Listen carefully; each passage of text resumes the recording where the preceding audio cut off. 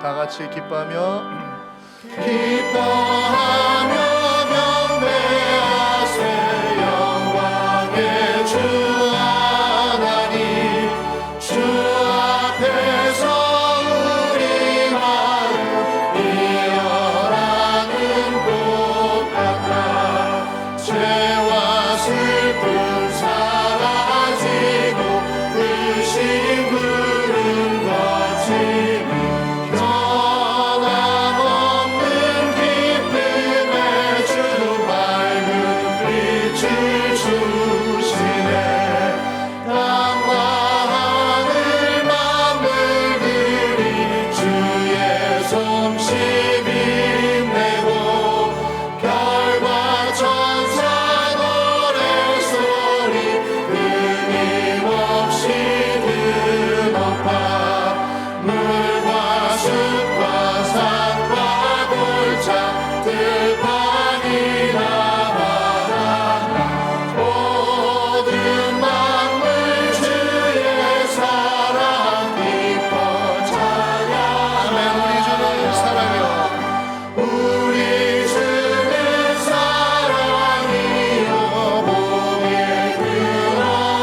근원이시니 삶이 깊은 샘이 되어 바다처럼 넘치네 아버지의 사랑 안에 우리 모두 형제니 서로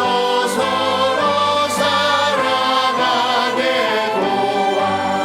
도와주시네 새벽별의 노래 따라 새벽별의 노래 따라 힘찬 찬송 부르니 주의 사랑 줄이 되어 만만되게 하시네 노래하며 행진하여 싸움에서 이기고 승전가를 높이 불러주 우리 다시 한번 찬양할 때 노래하며 행진하여 노래하며 행진하여 싸움에서 이기고 승전가를 높이 불러 주께 영광 돌리세 다 같이 왕이신 하나님 왕이신 하나님 높임을 받으소서 찬양하리라 주님 영원히 높임을 받으신 그 이름 찬양하리라 그리스도 주님 그리스도 진리로 다스리는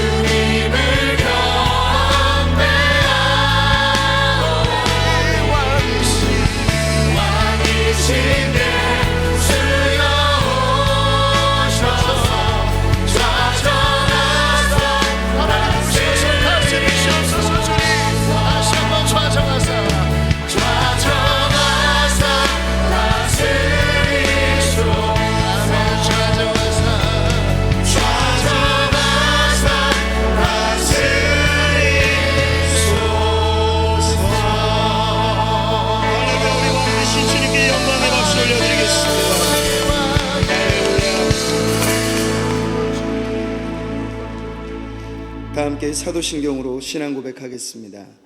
전능하사 천지를 만드신 하나님 아버지를 내가 믿사오며 그 외아들 우리 주 예수 그리스도를 믿사오니 이는 성령으로 잉태하사 동정녀 마리아에게 나시고 본디오 빌라도에게 고난을 받으사 십자가에 못 박혀 죽으시고 장사한 지 사흘 만에 죽은 자 가운데서 다시 살아나시며 하늘에 오르사 전능하신 하나님 우편에 앉아 계시다가 저리로서 산자와 죽은 자를 심판하러 오시리라. 성령을 믿사오며 거룩한 공회와 성도가 서로 교통하는 것과 죄를 사하여 주시는 것과 몸이 다시 사는 것과 영원히 사는 것을 믿사옵나이다. 아멘.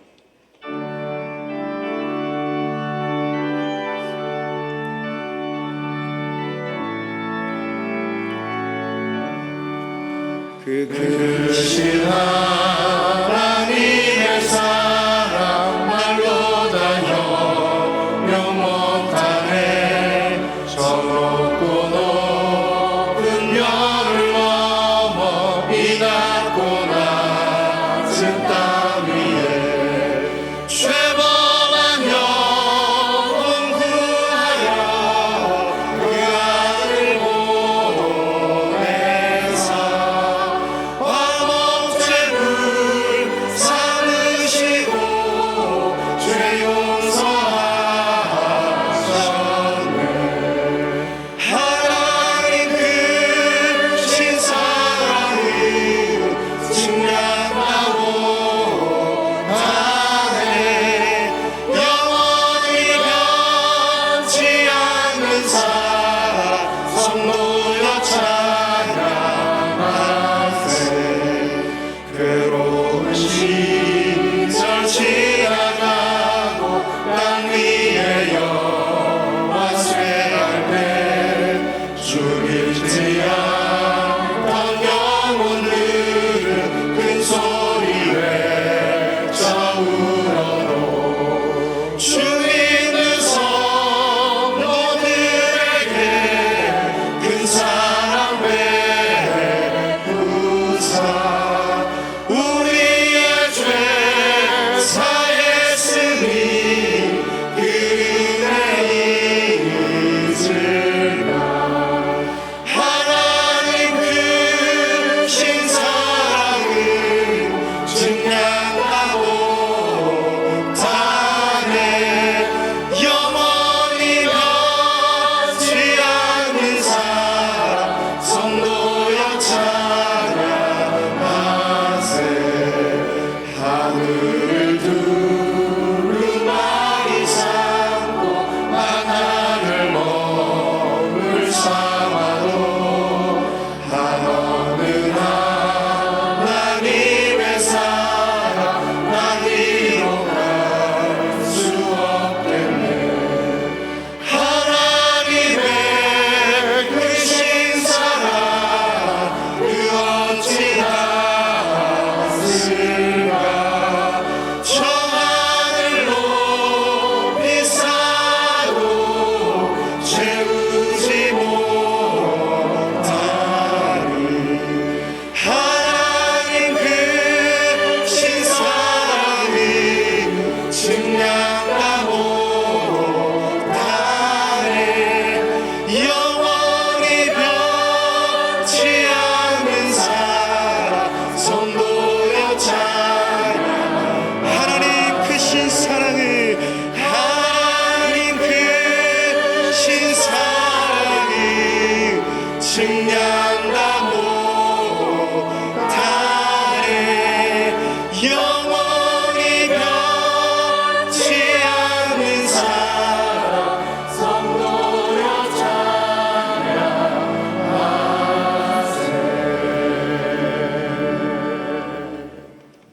오늘 주시는 말씀은 야고보서 1장 5절부터 8절까지 말씀입니다. 신약성경 369면에 있습니다. 제가 봉독하겠습니다. 너희 중에 누구든지 지혜가 부족하거든 모든 사람에게 후히 주시고 꾸짖지 아니하시는 하나님께 구하라. 그리하면 주시리라.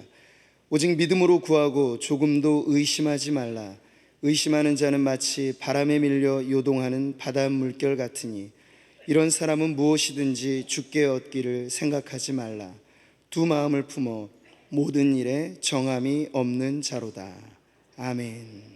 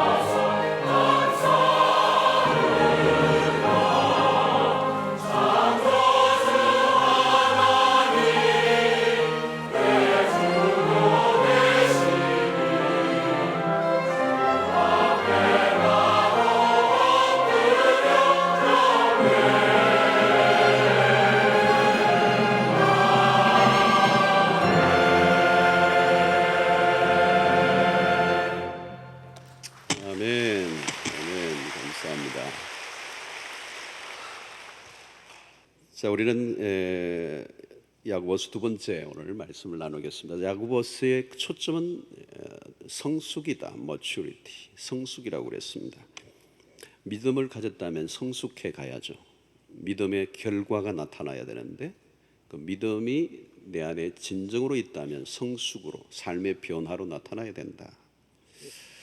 그것이 우리가 지난 시간에 살펴보았던 것입니다. 그런데 이 성숙으로 가는 길에 걸림돌이 시험이 온다는 거죠. 우리의 삶에 시련이 오고 어려움이 찾아올 때 그것을 인내하면서 결국 우리의 믿음이 성장하는 기회가 되어져야 된다. 오늘 본문은 이 성숙은 또 다른 하나의 우리의 주제로 인도하는데 그게 뭐냐? 지혜라고, wisdom, 지혜라고 하는 것입니다. 지혜는 성숙한 삶의 요건이 되는 것입니다.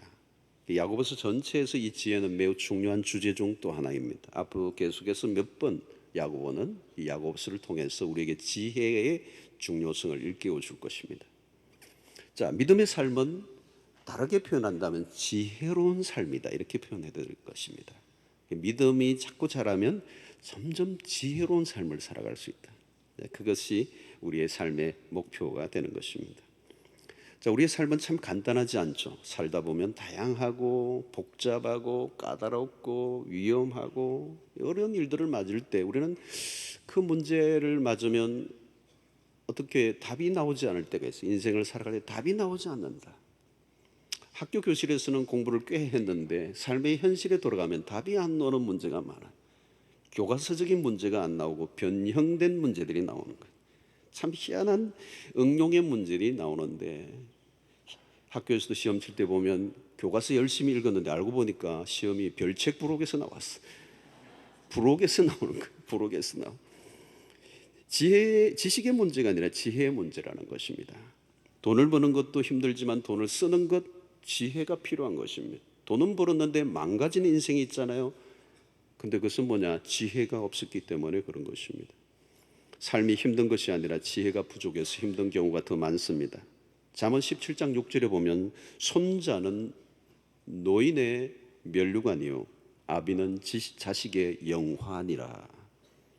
깊은 지혜를 가르쳐주는 아비를 둔 자식은 축복 중에 축복이라는 얘기입니다. 지혜란 온전한 삶을 살아가게 만드는 법을 배우는 것입니다. 사실 인생의 고난을 당할 때 지식은 별로 통하지가 않아요. 도움이 되지 않습니다.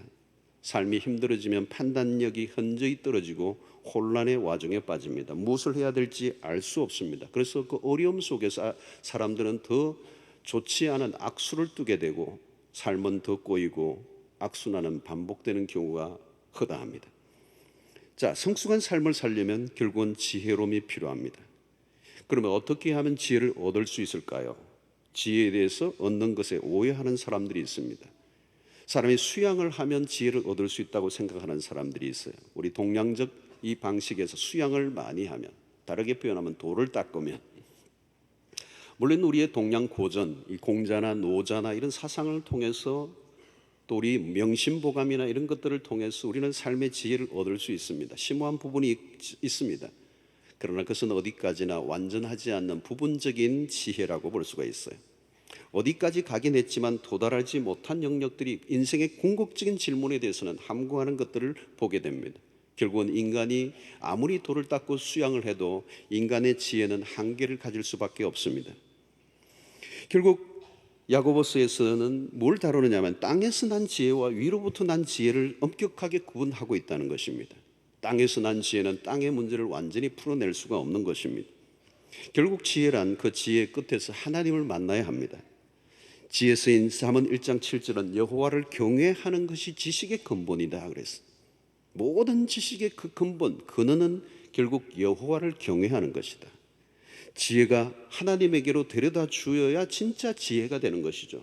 그 지혜를 쫓아가면 결국은 생명의 길로 나아가야 진정한 지혜가 된다고 관점에 본다면 오늘 인간의 세상 속에서 사람들이 가지고 있는 현인들의 지혜는 부분적이고 인간의 궁극적인 문제에 답을 해주지 못한다는 한계가 있습니다. 어떤 사람은 경험을 많이 하면 지혜가 오는 줄로 착각합니다. 그러나 경험을 쌓아야 지혜를 얻을 수 있다면 대부분의 인생은 일평생 다 살아보고 난 다음에 지혜를 얻으면 그 지혜는 무슨 의미가 있겠습니까? 내가 경험한 것만으로 지혜를 얻을 수 있다면 세상에 수없는 다양한 것들을 우리가 살아가면서 무슨 재주로 다 경험을 해볼 수가 있겠습니까?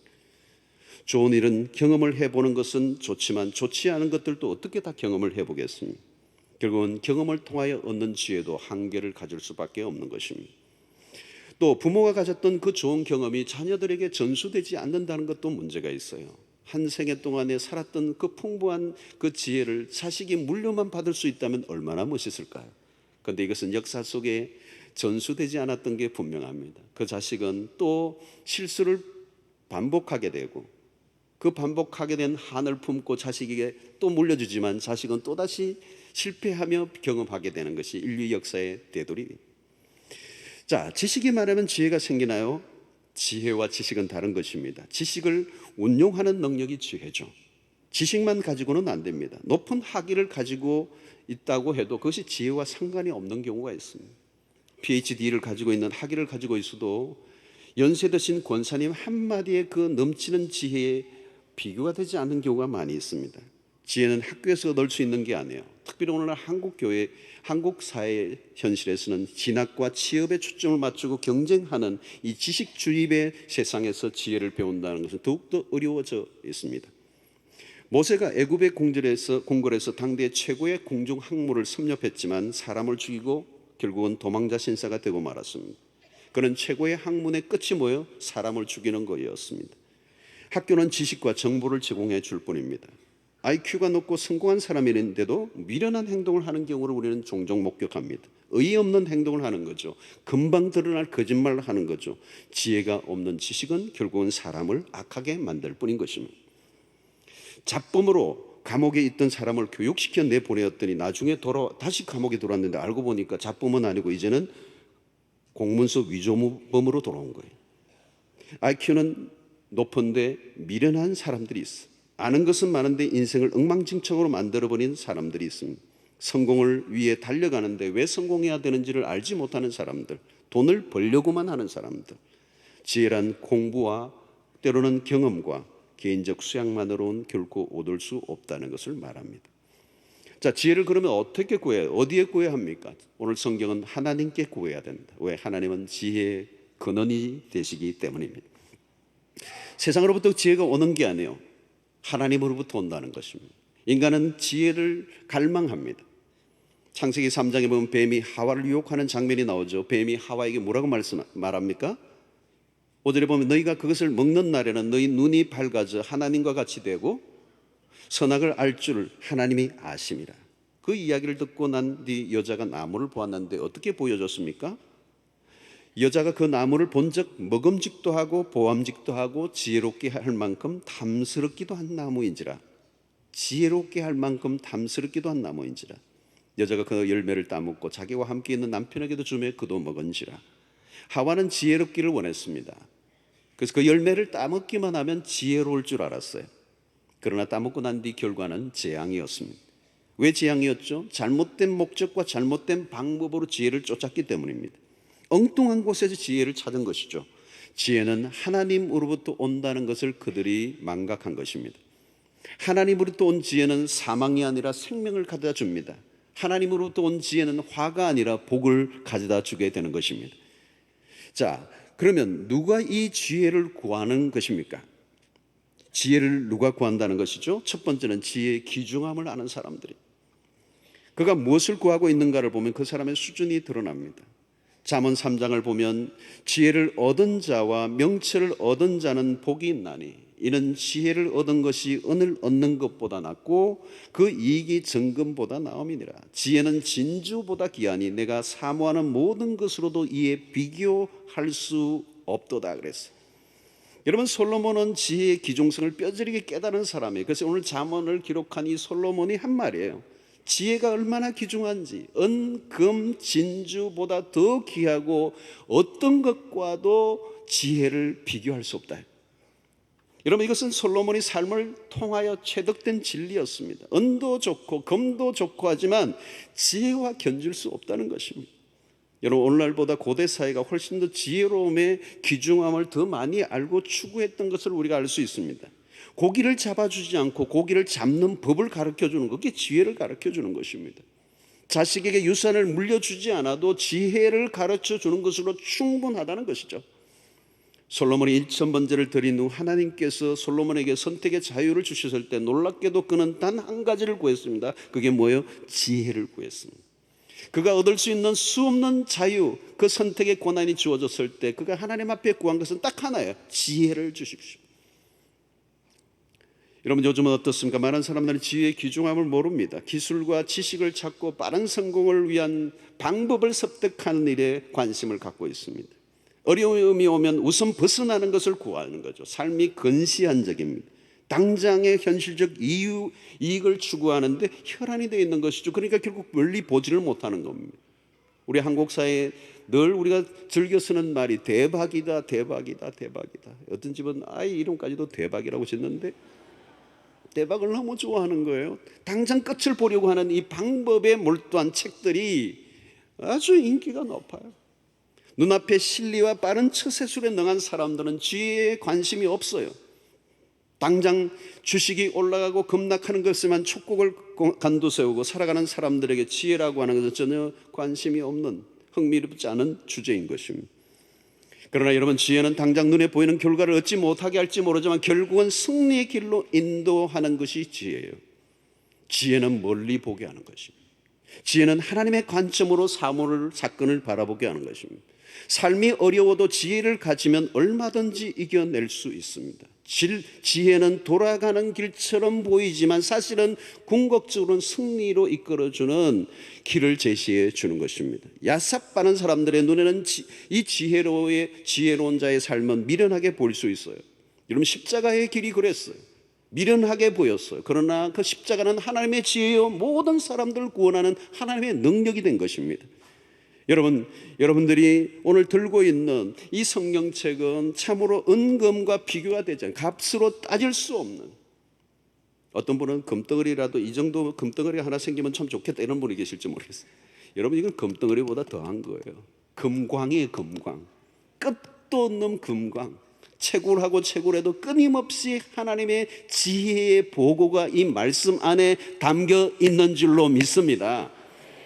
여러분, 이 성경은 엄청난 걸 여러분들 들고 계시는 거예요. 금강이에요. 금강. 이 안에 지혜가 있어요. 없는 게 없어요. 없는 게. 여러분들이 찾고 있는 거 진짜예요. 다 있어요. 사업하시는 분들 돈 잘 버는 법 여기 있어요. 여러분. 물론 돈 잘 벌려고 성경을 보면 안 보여요.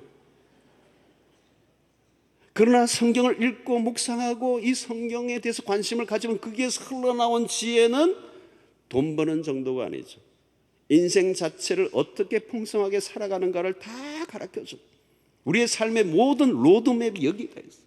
우리 인생의 길이 있어요. 여러분, 우리 인생에 없는 길이 없어요. 아무리 힘들고 어려운 삶을 만나도 하나님이 이 말씀 안에서 우리에게 길을 내시는 하나님, 이스라엘 백성들이 광야에 길을 내셨던 하나님이세요. 오늘 또 하나님의 말씀을 보면 그 진리가 우리 안에 깨뜨려질 때 하나님 우리 인생에 맡겼던 길을 뻥 뚫어주시는 역사가 이 말씀의 지혜 안에서 가능한 줄로 믿습니다. 이 말씀이 금, 은, 진주보다 더 귀하고 어떤 것과도 비교할 수 없다라고 하는 이 솔로몬의 이 깨달음이 오늘 우리에게도 다가올 때 우리는 하나님께 지혜를 구하게 될 줄로 믿습니다. 여러분, 하늘의 지혜는 땅의 지혜와 비교가 안 되는 거예요. 압도적으로 능가하는 것입니다. 자, 또 누가 지혜를 구합니까? 첫 번째는 지혜가 귀중한 줄 아는 사람이 지혜를 구해요. 두 번째는 지혜의 부족을 느끼는 사람이 지혜를 구하게 되어 있습니다. 오늘 본문이 그러잖아요. 너희 중에 누구든지 지혜가 부족하거든 그랬어요. 누구든지 지혜가 부족하거든 후히 주시고 꾸짖지 아니하시는 하나님께 구하라. 누가 구해요? 내가 지혜가 부족하다는 걸 느끼는 사람이에요. 여러분, 지혜가 부족하지 않는 사람이 어디 있습니까? 문제는 지혜의 부족을 느끼지 못하는 게 문제예요. 자기의 부족을 깨닫고 지혜의 필요를 느낀다면 구하라. 모든 사람이 자기의 지혜의 부족을 느끼는 것은 아닙니다. 의외로 많은 사람들이 자기의 부족함을 인식하지 못하고 살아갑니다. 문제는 여기에서 터져요, 여러분. 나의 지혜의 부족을 느끼고 그 지혜의 부족을 채워주고자 하나님께 기도하면 하나님이 후히 주시고 꾸짖지 않고 주시고 그 지혜로 넉넉하게 승리의 삶을 살 텐데, 문제는 지혜의 부족함을 느끼지 못하고 있기 때문에 그 지혜를 구하지 않음으로 거기에서 문제가 터지는 겁니다. 여러분, 미련한 사람들의 특징이 뭡니까? 자기의 부족을 모르는 거예요. 나는 문제가 별로 없는데 문제가 이렇게 생겼다는 거예요. 미련한 사람들의 특징이 뭐예요? 고집이세요. 자기에게 무엇이 문제인지를 모르는 거예요. 그래서 모든 문제가 일어나면 내 주변의 사람들에 의해서 이 문제가 생겼다고 착각을 하는 것입니다. 여러분, 잠언 13장을 보면 지혜로운 아들은 아비의 훈계를 들으나 그만한 자는 꾸지람을 즐겨 듣지 아니하느니라 그랬어요. 여러분, 잠언서를 계속 읽다 보면, 잠언서가 지혜서 아닙니까? 이 잠언서를 계속 읽다 보면 나오는 말이 뭐냐면 귀를 기울이라는 거예요. 내 아들아, 내 말에 귀를 기울이라. 여러분, 자기 부족함을 느끼지 못하는 사람들은 귀를 꽉 막고 살고 있는 것 같아요. 들으려고 하지 않는 거예요. 배우려고 하지 않아요. 왜? 교만하니까.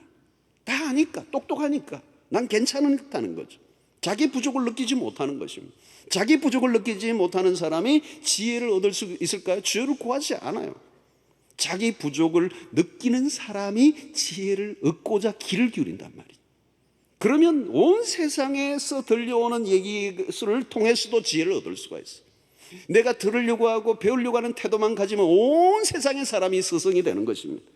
아무리 스승이 많아도 내가 배우려고 하는 태도가 없다면 스승은 의미가 없는 것입니다. 여러분, 말씀을 잘 듣는 자가 복이 있는 줄로 믿습니다. 여러분, 말씀 잘 듣는 게 쉽지 않습니다. 하나님의 말씀을 정말 귀를 기울이고 듣는다는 것이 쉬운 게 아닙니다. 오늘도 여기 많은 분들이 있지만 정말 귀를 쫑긋하고 오늘 들려주는 말씀을 통하여 진리의 한쪽을 구해서 내 삶에 정말 피가 되고 살이 되게 하겠다라는 결단을 하고 앉아있는 사람과 그냥 앉아있는 사람과 하늘과 땅 차이에요. 여러분, 설교도 여러분 한 40분 하지만 휙휙휙 막 지나가고 있어요. 그게 무슨 얘기들이 막 있는지 붙잡는 분이 있고 그냥 지나가는 경우가 있어요. 들어도 다 듣는 게 아니에요. 여러분들이 귀가 복되시기를 바랍니다. 귀 있는 자는 들을지어다 그러잖아요. 귀 없는 사람이 어디 있어요, 여러분? 다 귀 가지고 있는데 귀 있는 자는 들을지어다. 하나님의 진리가 들을 줄 아는 사람에게만 들려진다는 거죠. 그러지 않으면 아무 의미가 없는 것입니다. 그러므로 들으려고 하는 사람이 누구입니까? 내가 지혜가 부족하다. 하나님의 지혜가 필요합니다. 지금 나에게 지혜를 주십시오. 그 간절한 갈망을 가지고 말씀을 들으면 반드시 하나님이 깨닫게 해주시는 은혜를 허락해 주실 줄로 믿습니다. 자, 오늘 본문은 지혜에 대한 얘기를 하면서 기도와 연결을 시킵니다. 구하라는 거죠. 지혜를 얻기를 원한다면 구하라. 가장 기도의 기본적인 패턴, 원리를 우리에게 가르쳐주고 있습니다. 구하라, 주겠다. 지혜를 구하라, 내가 주겠다. 여러분, 왜 지혜를 구해야 합니까? 지혜는 인간의 노력으로 얻을 수 있는 게 아니라는 거예요. 하나님이 주시는 선물이에요. 근데 그냥 주시는 게 아니라 뭘로? 구하는 자에게 주시겠다는 거예요. 이게 대단히 중요한 거죠, 여러분. 구하는 자에게 주시겠다는 거예요. 자, 그런데 하나님이 어떤 분이시죠? 오늘 보니까 모든 사람에게 후히 주시고 꾸짖지 아니하시는, 여기서 먼저 우리가 생각해보고 후히 주신다. 후히 주신다. 솔로몬은 지혜 구했습니다. 하나님께 지혜 주십시오. 그러니까 하나님이 그가 구한 지혜만 준 게 아니죠. 부와 귀와 장수까지 덤으로 주셨어요. 여러분, 하나님은 인색한 분이 아니라는 거죠. 넉넉하신 분이에요. 그래서 우리가 잘 아는 에베소 3장 20절 말씀, 우리 가운데서 역사하시는 능력대로 우리가 구하거나 생각하는 모든 것에 더 넘치도록 능히 하실 하나님이에요. 멋진 표현이에요. 멋진 표현이에요. 하나님에 대한 소개입니다. 우리가 구한 만큼만 주시는 분이 아니라 구하지 않은 것들까지도 넘치게 부어주시는 하나님. 여러분, 우리의 삶을 한번 회상해 보십시오. 내가 구한 것만 하나님이 주셨습니까? 아니죠. 구하지 않은 것을 주신 게 더 많아요, 여러분. 내가 생각하는 구한 것을 주신 것 같아요. 아니에요, 여러분. 내가 구하지 않은 것까지 더 주셔서 오늘 여기 있는 겁니다. 한번 생각해 보세요. 기도한 거 응답받은 것만 아니에요. 기도하지 않은 것을 더 많이 주셨어요. 할렐루야. 하나님의 성품이에요. 하나님은 우리에게 부여하신 분이라는 거죠. 하나님은 후히 주십니다. 근데 여기서 후히 주신다는 하나의 단회적 행동을 말하는 것이 아니라 여기서 표현하는 것은 하나님의 성품이에요. 하나님은 완전하시고 우리의 삶의 성숙에 도달해 가는 날까지 우리의 부족을 끊임없이 채우시는 풍성하신 하나님이시다. 그걸 말씀하고 있는 것입니다. 그러니까 하나님은 우리에게 좋은 것을 주시려고 작정해 놓고 계시는 분이시다. 할렐루야. 여러분, 하나님은 후히 주신다. 지혜를 구하면 후히 주신다. 자, 그 다음에 뭐예요? 꾸짖지 아니하시는 하나님. 하나님은 꾸짖지 아니하죠. 우리가 아무리 지혜를 구하고 구해도 너 그때 구해놓고 또 구해야 하냐, 그러지 않아요. 우리의 부족과 연약과 실수를 인정하고 끊임없이 나아갈 때 하나님 그때 지혜 주셨지만 내가 또 잘못 살았어요. 내가 또 지혜가 또 필요해요. 아무리 구해도 하나님은 거절하지 아니하시고 그대로 받아들이시고 꾸짖지 아니하시고 우리를 주시는 하나님, 우리가 실수를 반복한다 할지라도 다시 용서하시고 기회를 주시는 하나님이시라는 거죠. 그러므로 우리가 하나님 앞에 나아가는데 망설이지 말라는 거예요. 망설이지 말라. 우리 사람들은 그러잖아요. 3세번이다 3세번. 하나님은 3세번 없어요. 하나님은 끊임없이 우리의 실수에 대해서 묻지 않은, 하나님은 성경 보면 셈에 약하신 하나님이세요. 여러분 이런 번에 7번이라도 용서하라고 하는 그런 말씀은, 여러분 셈하는 얘기는, 하나님의 용서는 셈이 없었어요. 끊임없이 용서하시고, 너 너무 많이 구하는 거 아니야? 꾸짖는 하나님이 아니세요.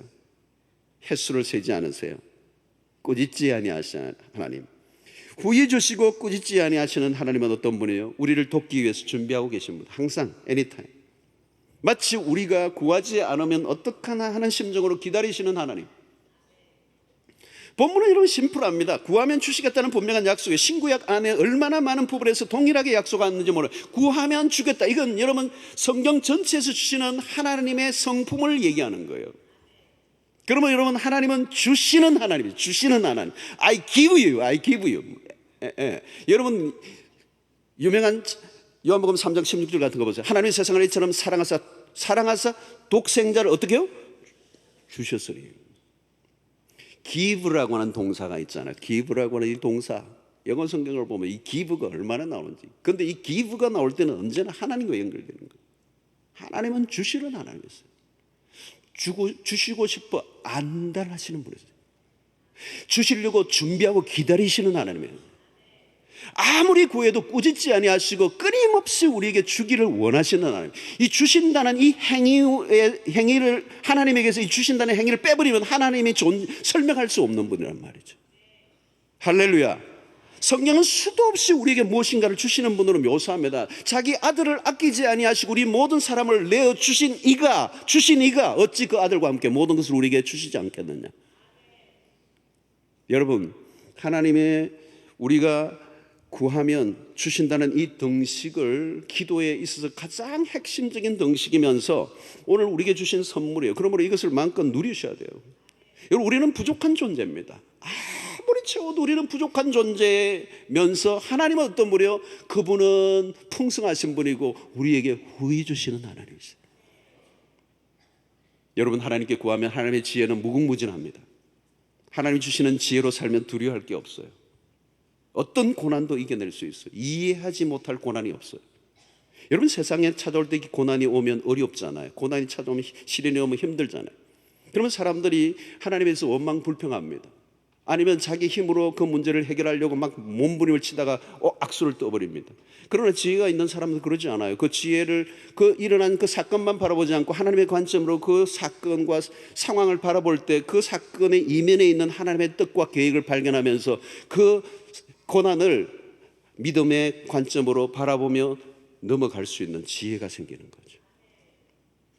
그러므로 고난 때문에 자학하거나 원망하거나 피해를 입지 않아요. 고난을 통하여 더욱더 축복으로 이어가게 하는 힘이 그 지혜를 통하여 생긴다는 거죠.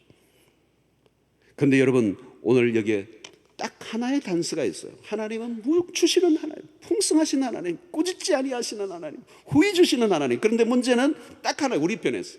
오늘 야고보서는 뭐라고 말합니까? 6절에서 오직 믿음으로 구하고 조금도 의심하지 말라. 야고보는 여러분 보세요. 행위를 강조한다고 그랬지만 믿음을 강조하잖아요. 믿음을 강조해요. 믿음으로 구하라. 믿음으로 구하지 않으면 얻을 줄로 생각하지 마라. 야고보는 의심하는 것에 대해서 굉장히 강한 톤으로 지금 얘기하는 거예요. 의심에 대해서 지금 몇 가지로 얘기하죠. 바람에 밀려 요동하는 물결 것 같아. 여러분, 바람에 밀려 요동하는 물결 보세요. 정함이 없잖아요. 늘 불안정하잖아요. 왔다리 갔다리. 알 길이 없어요. 불안정한 삶이에요. 항상 흔들려. 이런 사람을 가리켜 야고보는 뭐라고 말합니까? 두 마음을 가진 자라는. 두 마음을 가진 자라. 두 마음을 가진 자라. 이런 사람은 얻기를 생각하지 말라는 거예요. 그런데 이것은 단순히 흔들리고 있는 상태는 의심하고 있다는 걸 말하기보다는 그 영혼의 상태를 지금 지적하고 있는 것입니다. 두 마음을 품었다는 것은 결국 하나님을 향하고 있지 않는 모습을 지적하고 있는 것입니다. 여러분, 하나님 우리에 대해서 두 마음을 품지 않았어요. 하나님은 우리에 대해서 딱 한 마음이에요. 그런데 우리가 두 마음을 가지는 거죠. 하나님의 마음은 딱 하나예요. 구하면 주겠다. 근데 우리는 뭐예요? 두 마음이에요. 왔다리 갔다리 하는 거예요. 하나님을 온전히 신뢰하지 못하는 거죠. 우리가 문제예요. 우리가 문제. 믿음은 하나님을 향하여 한 마음을 품는 거예요. 한 마음. 왔다 갔다 하면 안 돼. 그러니까 신앙이라는 건 뭘까요? 여러분, 하나를 선택하는 거예요. 오늘 또 여러분들이 오시잖아요. 오늘 또 날씨가 좋은데 다른 데로 갈까? 교회로 갈까? 이거 하나를 선택해서 오신 거잖아요. 뭐 신앙의 세계 가보세요. 마태복음 6장에도 무슨 얘기합니까? 하나님과 재물을 겸하여, 다시 말하면 두 가지를 같이 섬길 수 없다는 거예요. 이스라엘 백성들이 두 사이에서 머뭇거릴 때 하나를 선택하라고 그러잖아요. 여호수아 마지막에서 너희가 섬길 자를 하나를 선택하라는 거예요. 결국 우리의 신앙이 점점 깊어간다는 말은 뭐냐면, 점점 흔들렸던, 요동쳤던, 두 사이에 왔다 갔다 했던 우리의 마음이 오직 하나, 한 분에게 집중되어 가는 것.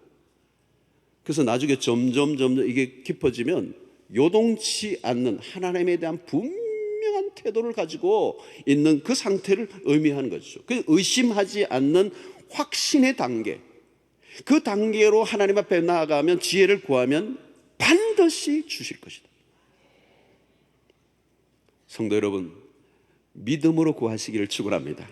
의심하지 말라는 거예요. 의심하면 얻을 줄 못하는, 하나님에 대해서 일편단심, 한 가지 마음. 자, 그러면 여러분, 우리는 언제 지혜를 구하죠? 우리의 삶에 지혜가 필요한 순간이 언제죠? 필요하지 않는 순간이 없죠. 우리는 항상 순간순간 하나님의 지혜가 필요하지 않는 순간이 없습니다. 여러분, 지혜란 때와 깊은 연관성이 있죠. 때에 맞게 행동하는 그 순간, 그 상황 속에서 가장 올바른 행동과 선택을 하는 게 지혜잖아요. 우리에게 어려운 순간이 닥치면, 상황이 좋지 않을 때 우리는 우발적이거나 충동적인 행동을 할 때가 많습니다. 그때는 반드시 후회하게 됩니다. 여러분, 시험 가운데 있다면 하나님의 지혜가 필요한 순간입니다. 그럴 때는 시간적 여유를 갖고 하나님께 엎드려야 합니다. 성급한 행동과 말은 늘 미련함으로 결론을 지을 때가 많습니다. 하나님은 우리가 어려운 일을 당할 때 언제 어떻게 무엇을 행동해야 할지를 가르쳐 주십니다. 어떤 결정을 낼 때, 중요한 일을 앞에 두고 있을 때, 때로는 우리의 인생이 막막한 순간에 우리는 지혜의 부족함을 느끼죠. 그때 우리가 해야 할 것은 만사를 제껴두고 하나님의 지혜를 구해야 하는 거죠. 여러분, 힘들고 어려운 순간이 오면 그냥 일을 하려고 하면 안 됩니다. 그때 지혜가 필요한 거잖아요. 오늘날은 정보 시대입니다. 정보화 시대라고 그러죠. 검색하면 뭐 없는 게 없죠. 다 나옵니다. 고도의 지식사회라고 우리는 말합니다. 그런데 갈수록 사람들은 더 불안해져요. 더 불안함을 느껴요. 지식의 결여가 결코 아니라는 걸 우리에게 말씀하죠. 무엇의 결여입니까? 지혜의 결여. 유식하긴 한데 어려운 문제가 닥치면 정신을 못 차리는, 어느 분야에서는 상당한 전문가인데 자신의 인생의 문제에 있으면은 어리석은 선택으로 망가지는 사람들을 우리가 종종 봅니다. 여러분, 이것은 뭘까요? 땅에서 난 지혜와 하늘에서 난 지혜는 전혀 다르다는 것입니다. 우리는 땅의 지식이 아니라 하늘의 지혜를 구해야 합니다. 인생은 단 한 번뿐이에요. 삶의 후회를 줄여나가는 것. 그러려고 하면 우리는 지혜가 필요한 것입니다. 우리는 늘 지혜가 필요해요. 순간순간 넘어집니다. 넘어진 순간을 돌아보면 지혜의 부족이라는 것을 우리는 확인하게 됩니다. 삶이 힘들어지면 하나님을 원망하고 분노하고 세월을 보내기가 쉬워요. 자기 힘으로 그 문제를 해결하려고 하다가 더 혹독한 실패를 경험하는 경우가 얼마나 많이 있습니까? 인생이 힘들 때 필요한 것은 다름 아닌 지혜인 것입니다. 특히 여러분, 자주 실수하고 넘어진 부분들이 있다면 그것을 가지고 하나님 앞에 나아가 보십시오. 실패한 것이 문제가 아니라 실패를 통한 지혜를 배우지 못한 것이 실패라고 할 수 있는 것입니다. 하나님, 특히 이 순간 하나님의 지혜가 필요합니다. 하나님의 지혜를 통하여 이 문제를 헤쳐나갈 수 있도록 도와주십시오. 그런 기도를 하면 하나님이 우리에게 반드시 길을 열어주신다는 얘기예요. 어떤 때는요, 내가 안 되면 그 지혜를 가진 사람을 붙여주시기도 해요. 어떤 사람은 그 부분에 정말 지혜가 농축된 한 분을 만나게 하셔서 그분 한마디가 그냥 길을 뚫어버리는 거예요. 할렐루야. 지혜를 구하세요. 그러면 응답을 하나님이 하십니다. 그 응답은 어떤 방법으로 하실지 우리는 몰라요. 어떤 데는 성경을 읽고 있는데 갑자기 섬광처럼 하나님이 깨닫게 하셔서 갑자기 길이 보이는 역사가 일어날 수도 있어요. 설교를 듣는 가운데도 일어날 수 있고, 성경을 묵상하는 가운데 일어날 수도, 운전을 하고 가는데도 하나님이 깨워줄 수도 있고, 하나님이 다양한 방식으로 사람을 통해서든지 어떤 방식으로든지 하나님이 우리에게 지혜를 주셔서 그 문제를 해결하는 역사가 일어나게 되는 것입니다. 사랑하는 성도 여러분, 어떤 시련 속에서 길은 있습니다. 시련이 우리의 인생을 무너지게 하지 않아요. 지혜가 없기 때문에 그 시련이 힘들고 그 시련이 내 인생을 무너지게 할 뿐이지, 시련 가운데 지혜가 있다면 그 지혜가 그 시련을 축복으로 바꾸고 놓을 줄 믿습니다. 지혜가 있다면 시험을 얼마든지 이겨낼 수 있습니다. 지혜는 우리의 삶을 형통한 삶으로 인도해 주실 것입니다. 지혜야말로 우리의 삶을 성숙한 길로 인도하고도 남는 것입니다. 그러므로 여러분, 오늘 우리의 삶에 대단히 중요한 기도의 제목이 하나 있는데, 그게 뭐냐?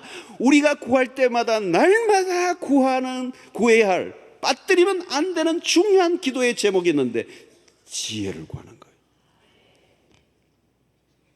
이거 빼뜨려 놓으면요, 기도가 빠진 거예요. 뭐가 하나 빠진, 중요한 게 빠진 거예요. 하루를 살면서 날마다 하나님, 오늘 또 내가 살아가는 날들 동안에 지혜 있게 하여 주시옵소서. 지혜를 주십시오. 지혜를 주십시오. 여러분, 우리의 자녀들에게도 지혜를 주십시오. 자녀들에게 줄 수 있는 최고의 기도의 제목이에요. 자녀들에게 지혜를 주십시오. 저놈에게 돈 좀 많이 물려주게 해주십시오. 그거 할 필요 없어. 망하는 거고, 지혜를 주십시오. 우리 아이들에게 지혜를 주십시오. 그러다 보니까 아이들 이름도 지혜가 많기는 하거든요. 다 지혜요, 지혜를 구하는 거, 위즈덤. 여러분, 조금도 의심하지 말고 후히 주시고 꾸짖지 아니하시는 하나님께 지혜를 구하시길 바랍니다. 그러면 그 지혜가 우리의 삶을 승리케 하실 줄로 믿습니다. 그래서 금, 은, 보화보다 더 귀한 게 지혜예요. 오늘도 여러분, 우리의 삶에 시련, 고난이 찾아오지만 이 고난만 바라보고 그냥 땅을 치는 인생을 살지 마세요. 지혜를 달라고 하세요. 그러면 그 고난 속에서 길이 보여요.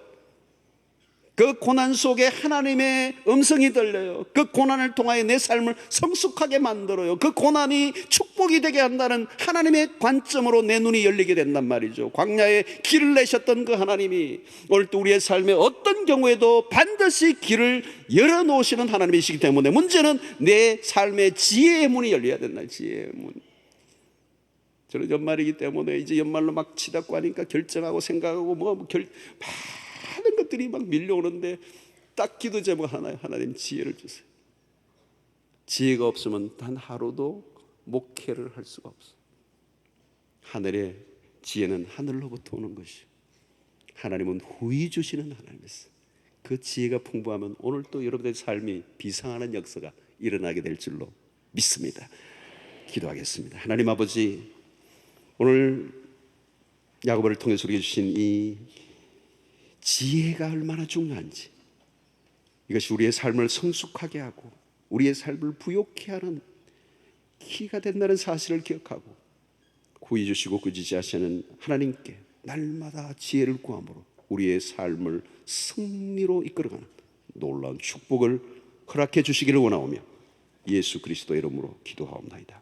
아멘. 이제는 우리 주 예수 그리스도의 놀라우신 은혜와 하나님의 크신 사랑과 성령의 교통하심이 우리의 삶에 일어나는 복잡다단한 수없는 문제와 어려움이 있다 할지라도 하늘에 주시는 그 지혜를 구하며 그 지혜 안에서 승리의 삶을 살기로 결단하고 돌아가는 주의 백성들 무리 위에 지금부터 영원토록 함께 있을지어다. 아멘.